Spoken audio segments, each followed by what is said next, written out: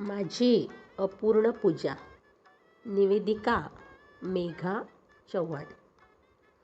पूजेसाठी रोज मी समई, नंदादीप, ताम्हण, पंचपळी, तांब्याचा लोटा, प्रसादाची वाटी, छोटासा गडवा पेला स्वच्छ करते.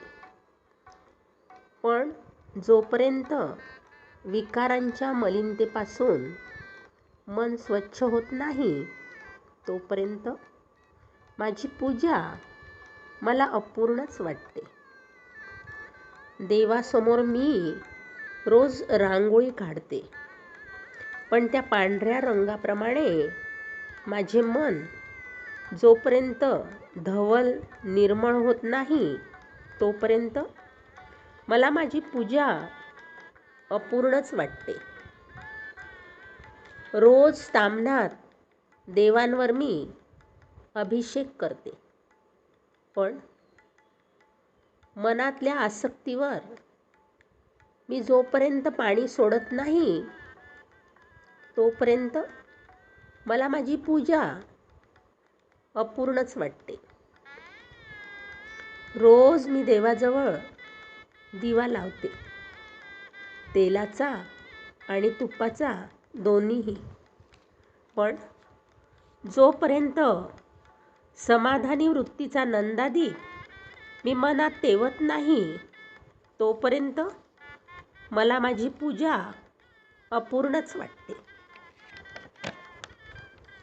रोज मी देवाजवळ सुगंधी धूप उदबत्ती लावते, पण संसार तापाने मंदपणे जळत असताना चित्तशुद्धीचा अंगारा जोपर्यंत मला लाभत नाही तोपर्यंत मला माझी पूजा अपूर्णच वाटते.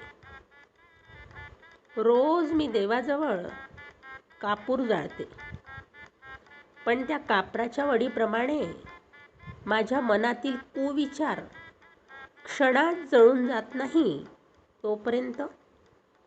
तोपर्यंत मला माझी पूजा अपूर्णच वाटते.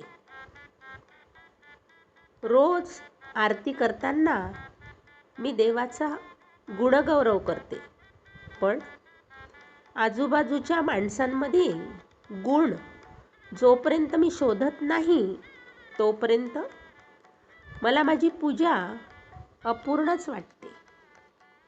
रोज मी देवासमोर स्थिर बसून तासभर ध्यान करते, पण जोपर्यंत माझ्या चंचल चित्तवृत्ती स्थिर होत नाही तोपर्यंत मला माझी पूजा अपूर्णच वाटते.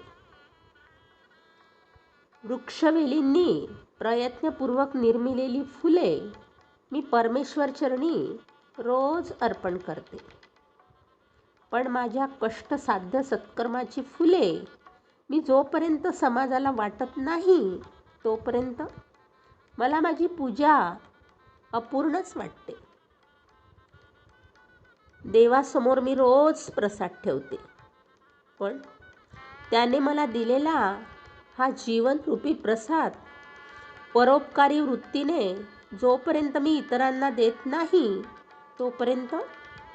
तोपर्यंत मला माझी पूजा अपूर्णच वाटते.